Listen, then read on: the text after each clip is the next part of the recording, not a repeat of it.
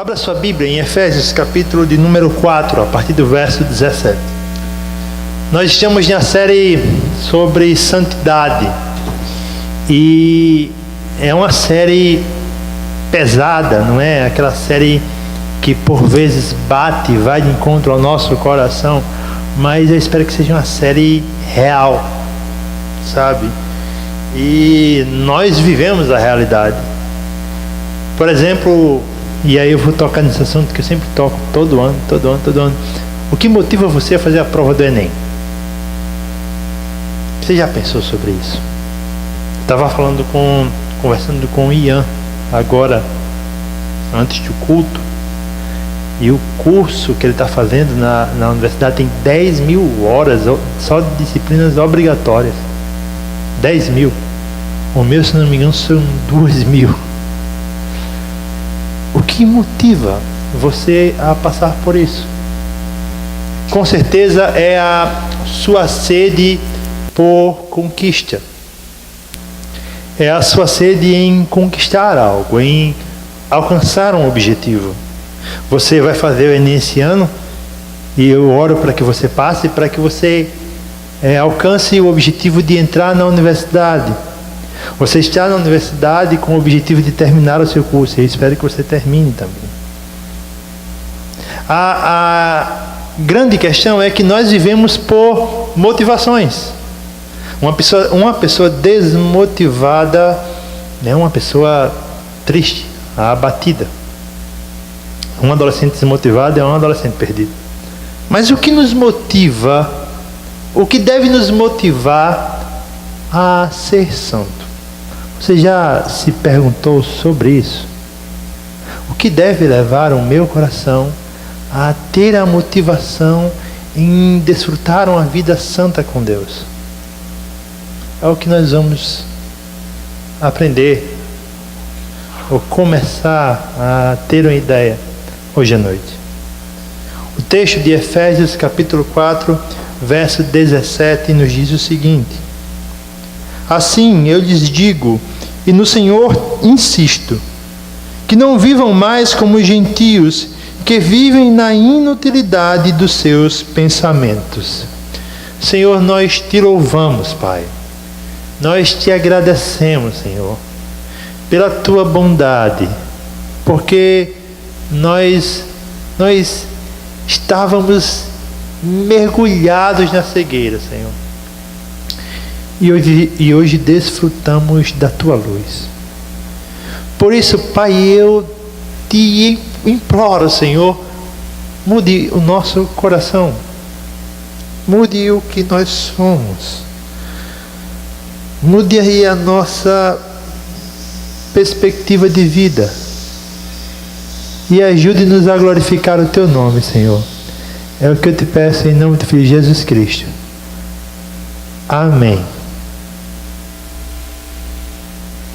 A carta aos Efésios, ela é escrita por Paulo para uma igreja que o próprio Paulo fundou. Nós encontramos essa história no livro de Atos, e é interessante que essa igreja nasce de um tremendo avivamento. Aquela cidade que era conhecida por cultuar deuses falsos, por viver uma vida promíscua, foi alcançada pelo Evangelho. Várias pessoas foram convertidas ao Evangelho ali. O interessante é que o avivamento foi de tal proporção que os crentes que se convertiam queimaram os livros de magia em praça pública. E o valor daqueles livros que foram queimados era altíssimo. Eles literalmente queimaram dinheiro. Eles mudaram a sua perspectiva de vida. E agora eles recebem esse manuscrito do apóstolo. E, como nós sabemos, Paulo sempre divide as suas cartas na parte teológica e na parte prática. O que nós estamos lendo é a parte prática da carta. É como você deve viver em resposta ao Evangelho. Não é só conhecer o Evangelho, é dar uma resposta a ele. E agora Paulo convoca aquela igreja a uma verdade maravilhosa. A verdade que a comunhão com Cristo deve nos motivar a uma vida santa. O que deve motivar você a lutar por sua santidade é a comunhão que você desfruta com Cristo. E é sobre isso que nós vamos pensar e caminhar nesse texto. Hoje eu tenho um desafio. Eu vou pregar em 2 pontos. E presbiteriano pregando 2 pontos sempre é um desafio, né, gente? Mas hoje eu vou pregar em 2 pontos. Mas é porque o texto está tão bem dividido que não tem como nós fazermos outra coisa. Seria uma falta de respeito ao texto. Mas vamos pensar. Por que nós devemos viver nessa motivação? Estarmos tão entusiasmados em ser santos? Em primeiro lugar, porque nós antes estávamos cegos. Nós não enxergávamos a glória do Evangelho. Acompanhe comigo a partir do verso 17.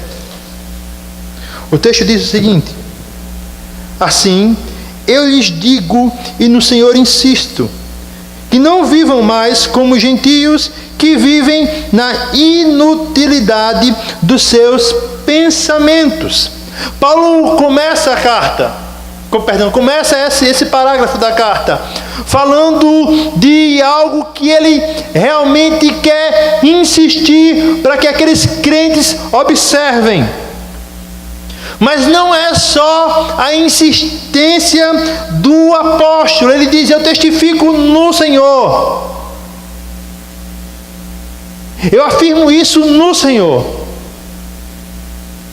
Vocês não devem viver como vocês viviam antes, ou não devem viver como os gentios lá fora vivem.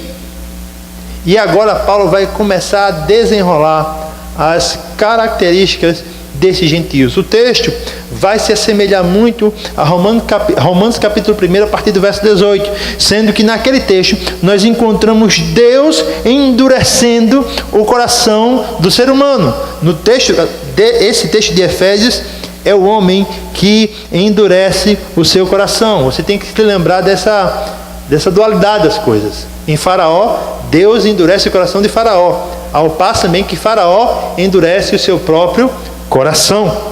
Responsabilidade humana. E qual é a primeira característica? Eles vivem em pensamentos inúteis. Paulo diz: eles não têm um pensamento que contribua para o bem deles. Eles só pensam, só maquinam o mal. Eles só pensam em ganhar, em usufruir. Eu estava lendo hoje o livro de Miqueias, e é interessante como o capítulo 2 começa. O profeta vai dizer: ai de vocês que vão dormir maquinando o mal, pensando em como se aproveitar do pobre, literalmente roubar o pobre. Ai de vocês. E o que Paulo está dizendo é que esse tipo de pensamento está enraizado no coração daqueles que não conhecem a Deus. Eles estão obscurecidos no entendimento e separados da vida de Deus.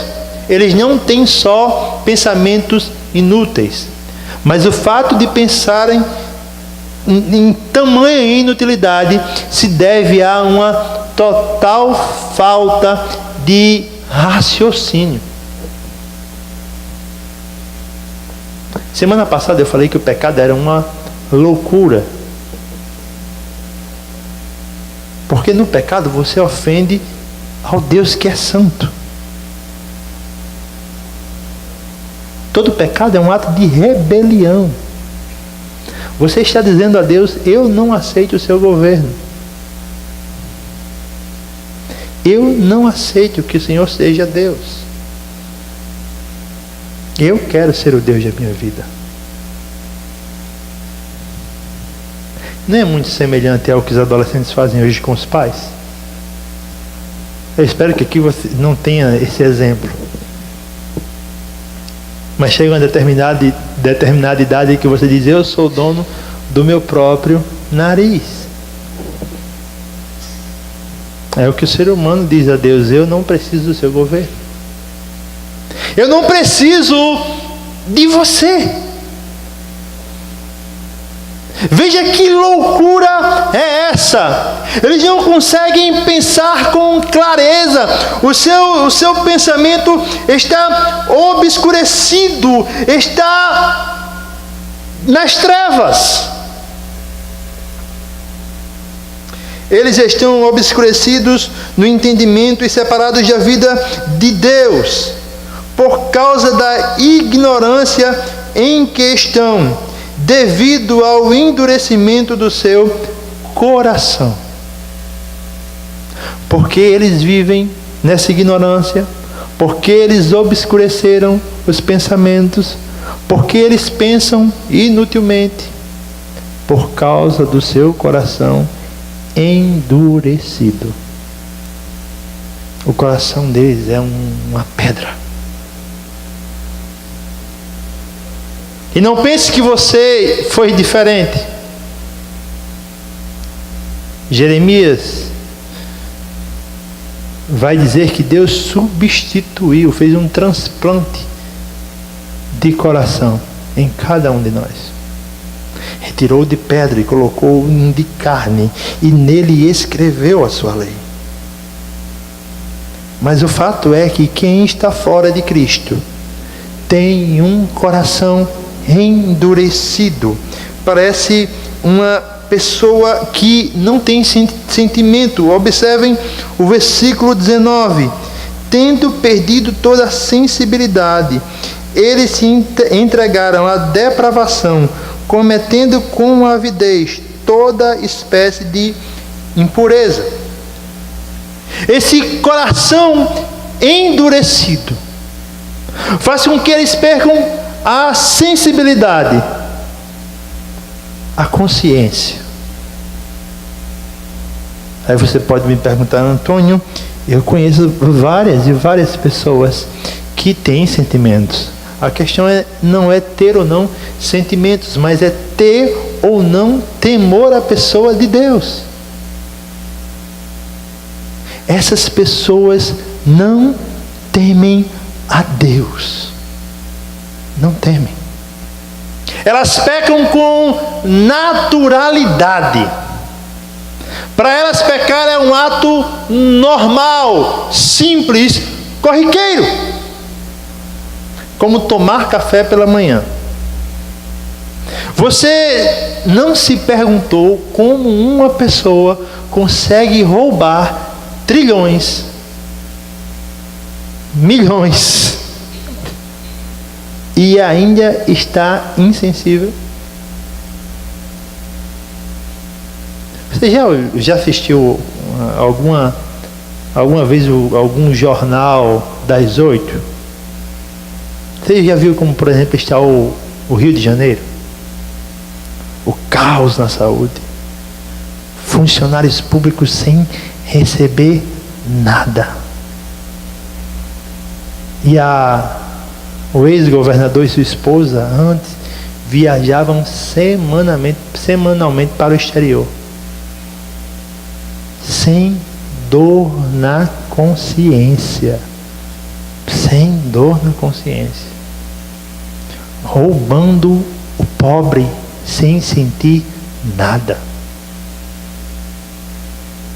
Sabe qual é o problema do pecado? É que ele não só tira a sua razão, mas ele tira o seu temor a Deus. Você já pensou como existem pecados naturais em você, que você não acha que é pecado? Mentira, por exemplo. Fofoca. Inveja. E a gente usa a frase, isso não é nada demais. Espera aí, Antônio, você quer ser o puritano, o John Knox, ou você quer ser o Richard Baxter do século 21? A questão toda é que a gente banalizou a santidade. Estou lendo um livro, A Redescoberta da Santidade, de J.I. Packer. É J.I. Packer, né? Desculpem, minha memória está falhando mesmo. A Redescoberta da Santidade. E pasmem, ele foi dar uma palestra sobre santidade. E sabe qual foi a pergunta que chegou para ele? Isso foi em 1990. Santidade é coisa do passado? Você já viu como ser santo é algo tão retrógrado, tão... parece que ser santo é ser mal, sabe? Ele se acha, ele quer ser o santo, mas isso tudo se deve a um coração endurecido, que não é mais sensível ao temor, à pessoa de Deus. Então você mente com naturalidade, você rouba com naturalidade, você trai com naturalidade, você fofoca com naturalidade, você vive cercado de pecados como se não fosse nada demais. Para você está tudo muito bom, está tudo muito bem. O que me vale é estar aqui na sexta-noite, levantar a mão, chorar um pouco, cantar que estava perdido e voltar para casa. Não é assim. Se você vive desse jeito, possivelmente você pode estar ainda nesse estado. E que terrível é estar enquadrado nesses versículos. Porque os homens aqui deram a resposta a Deus. O que Paulo está falando aqui é que eles deram uma resposta a Deus. E eles disseram: eu quero gozar de todo o prazer que eu puder gozar aqui nesta terra, sem me sentir culpado. Isso se chama hedonismo, amor, busca incessante pelo prazer. Porque eu minto porque é vantajoso para mim. Porque eu sou infiel porque é vantajoso para mim. Porque eu consigo ficar com... Gente, pelo amor de Deus, uma criatura ficar com 20 pessoas na mesma noite. É o que acontece aí fora. 20 pessoas com 20 pessoas na mesma noite. É o que acontece aí fora. E achar isso normal. Uma pessoa trair o namorado e achar isso normal. Uma pessoa ter tudo o que não presta no seu WhatsApp. Uma pessoa ser desonesta por prazer. Não dá, gente. Não dá. Isso está neste quadro aqui.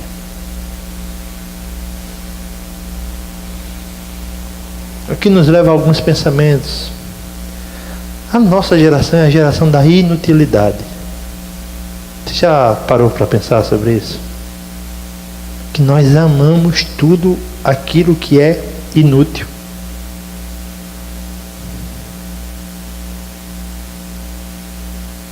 Nós amamos as coisas inúteis.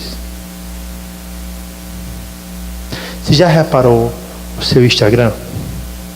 Eu não tenho Instagram, tá, gente? Nada contra quem tem. Eu não tenho, que é uma rede social que não me encanta.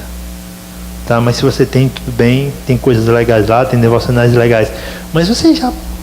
E aí eu sei que tem um timeline, né?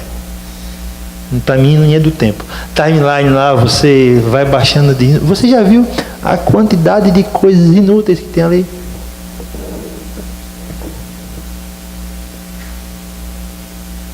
A preocupação, e aí, dos meninos se mostraram mais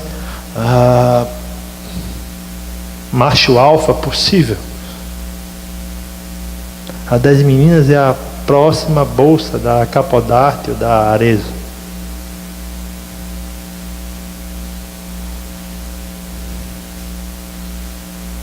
Existem pessoas que caem em depressão porque não têm as coisas que tanto desejam ali. Estão atoladas em pensamentos inúteis.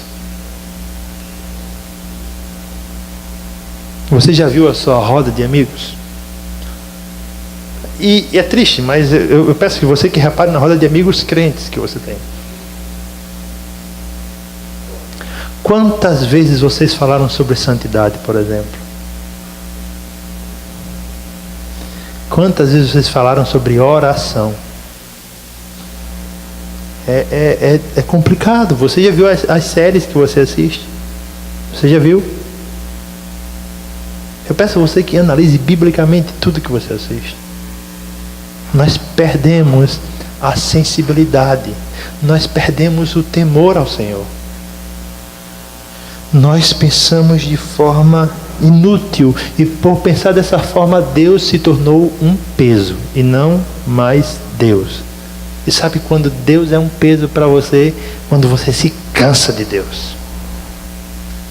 Sabe quando uma das características, talvez que você não tenha notado, de cansar ou de estar cansado da pessoa de Deus, é quando alguém vai falar sobre santidade para você e você faz eu acho tão legal isso na idade de vocês. Ou expressa-se pelos sons, né? Né? Eu acho mais legal, né? Porque Deus se tornou um peso. Então, para que eu quero um chato falando para mim o que eu tenho que fazer? Para que eu quero um chato dizendo isso é pecado, isso é pecado, isso é pecado? Para que eu quero isso? Eu quero é pecar em paz. Nós nos assemelhamos muito ao Israel do Antigo Testamento, que odiava os profetas que Deus levantava, porque eles apontavam o pecado, mas amava os falsos profetas, porque eles diziam prosperidade. O que eu quero dizer a você, meu querido, é simples. É simples. Se você investe a sua vida em coisas inúteis, você estará endurecendo o seu coração dia após dia. Não beba do mundanismo pensando que tudo é normal. Antônio, pelo amor de Deus, olha, eu vou apontar um defeito dos crentes antigamente. Antônio, você tinha que observar que os crentes antigamente, antes da reforma protestante, o que se entendeu de santidade era o isolamento. Então os homens se isolavam em mosteiros para ficarem distantes do mundo e serem mais santos. Antônio, isso é errado. Eu abomino isso. Eu tenho que ser santo aqui neste mundo. Eu concordo com você, cara. Mas eu não concordo com o que você abraça. Eu não concordo que ser santo nesse mundo é abraçar mentira. Eu não concordo. Ou nós mudamos o nosso pensamento, ou nós iremos cada vez mais de mal a pior. Encare a realidade da humanidade, meu querido. Nós vivemos em um mundo mau. Nós vivemos em um mundo mau. Não pense que você vai acordar amanhã pela manhã, os corruptos estarão se entregando voluntariamente os que exercem cargo público estarão renunciando. Não, eles roubarão ainda mais, porque o mundo é mau. Mas você foi chamado para ser diferente neste mundo. E aí que vem a nossa segunda verdade. Por que eu tenho que ter por motivação a santidade? Porque Cristo nos refez a sua imagem. Observem o que Paulo vai começar a falar a partir do verso 20. Todavia, não foi isso que vocês aprenderam de Cristo. Isso o que, gente? Todo o parágrafo que antecedeu. O endurecimento de coração, pensamentos inúteis, insensibilidade espiritual. Não foi o que vocês aprenderam de Cristo. Não foi o que vocês aprenderam de Cristo. Não foi. De fato, vocês ouviram falar dele e neles foram ensinados de acordo com a verdade que está em Jesus. Eu quero deixar um fato histórico aqui. Paulo passou 3 anos ensinando na cidade de Éfeso. 3 anos. Educando os crentes no Evangelho. 3 anos investindo naquela igreja. O apóstolo Paulo. Então, se tem alguém que tem autoridade para falar sobre o que Jesus o que se ouviu falar sobre Jesus, é este homem que está escrevendo essa carta. Ele fundou aquela igreja e ele passou 3 anos ali investindo tempo, energia, ali, naqueles crentes. Então vocês não aprenderam, e Paulo está dizendo, a serem dessa forma, dessa maneira. Não aprenderam essa verdade de Cristo, a respeito de Cristo. Porque na realidade, quanto à antiga maneira de viver, vocês foram ensinados a despir-se do velho homem que se corrompe por desejos enganosos e serem renovados no modo de pensar. Paulo está falando para aqueles crentes que antes adoravam Afrodite, que se prostituíam nesses tempos, da deusa Diana. Paulo está dizendo a eles: vocês têm que deixar essas vestes lá fora e vestir, ou serem revestidos do novo homem, e serem também renovados no modo de pensar. É também pensar de forma diferente do mundo.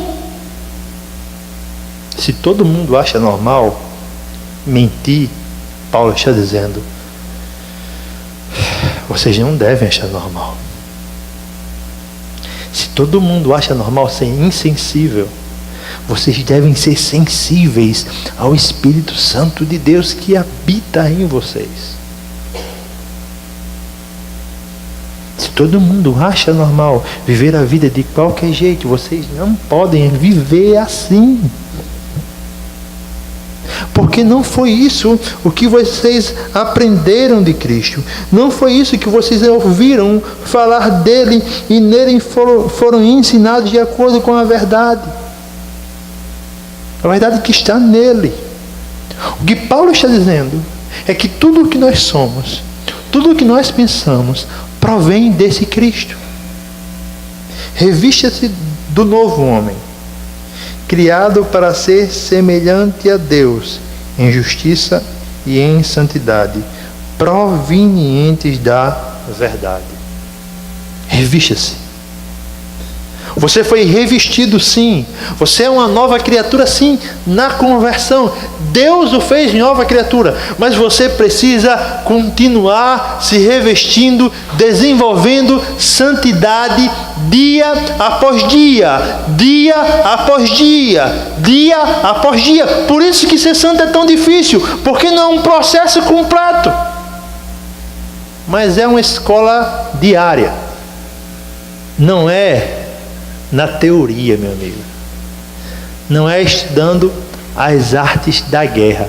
É indo para a guerra todo dia.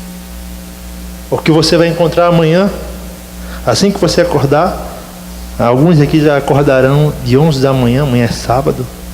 Queria eu acordar amanhã de 11 da manhã, mas o que você vai encontrar? Um mundo dizendo para você não ser santo. Um mundo dizendo que ser santo é inútil. O que você tem que fazer como resposta? Viver em santidade. Viver em santidade.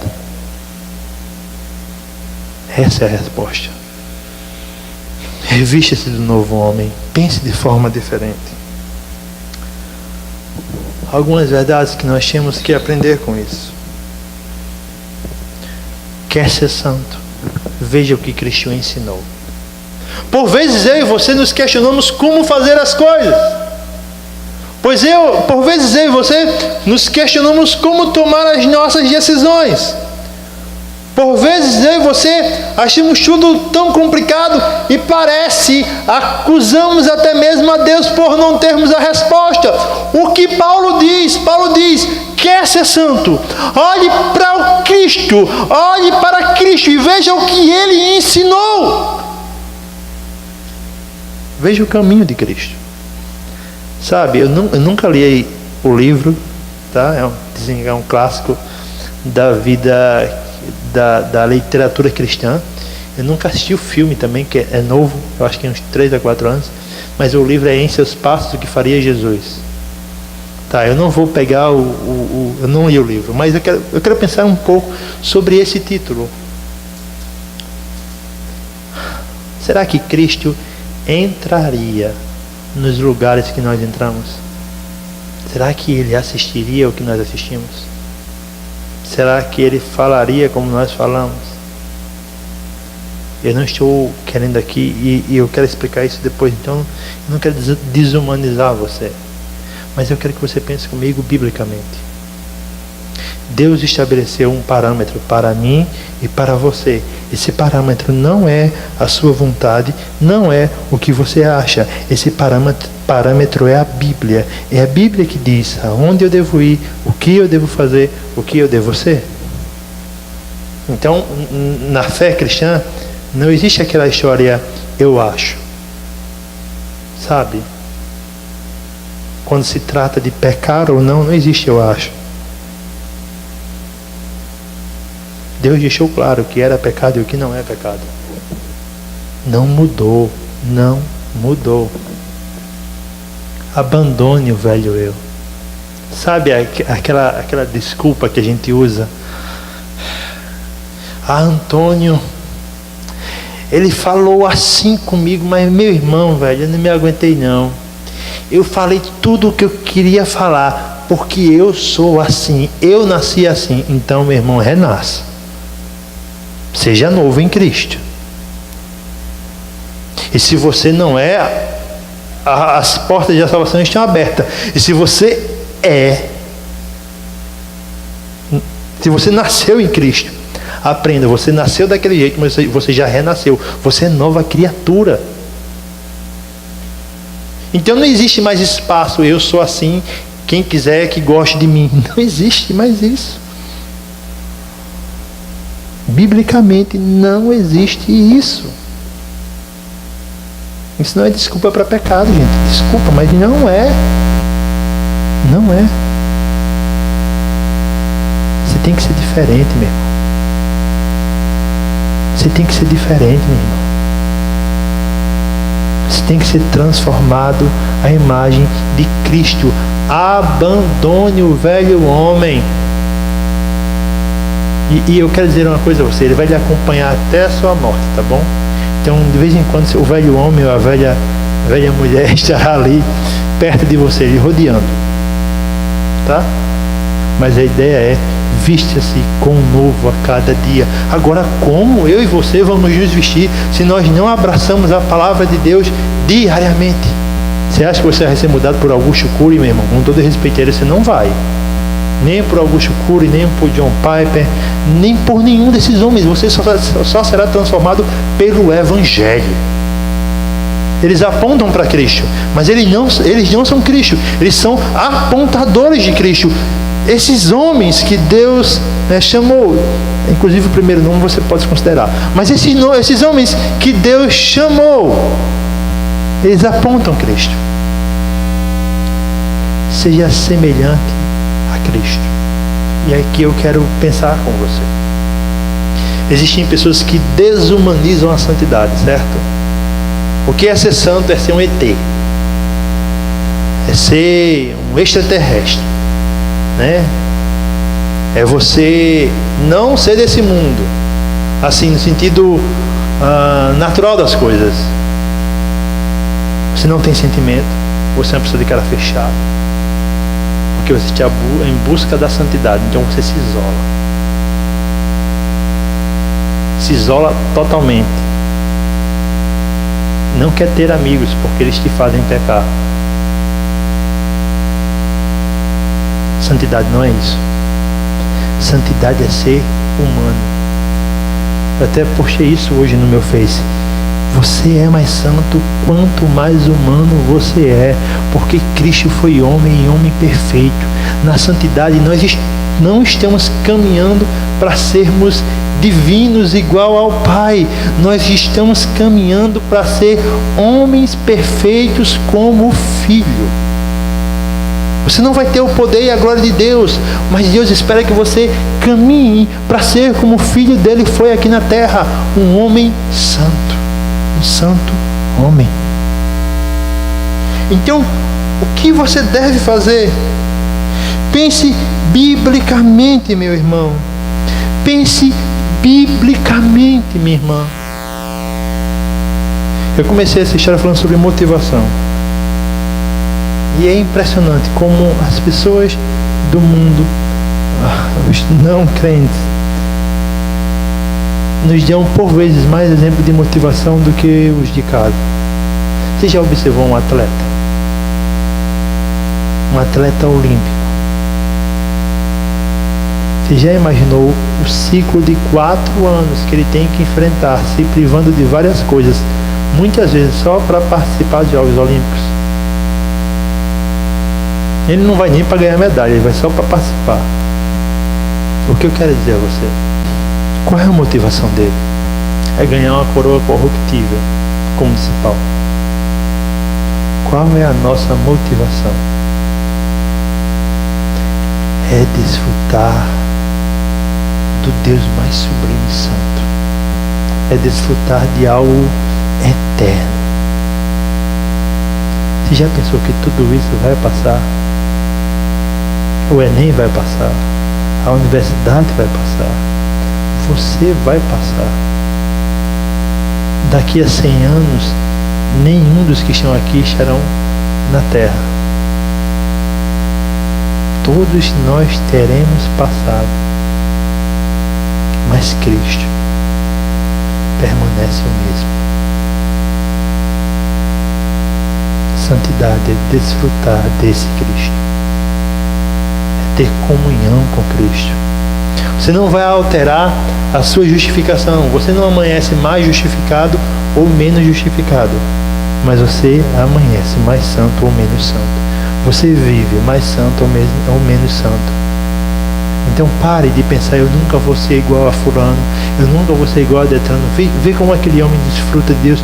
Quando você falar isso, você está mentindo, meu irmão, e você está falando uma coisa erradíssima, colocando eles como em um estado inalcançável, como se Deus só quisesse uma comunhão íntima com eles. Não, meu irmão, Deus quer comunhão íntima com cada um de nós. Deus quer ser íntimo, quer ser pessoal, quer ser próximo de cada um de nós. Portanto, abandone o pecado,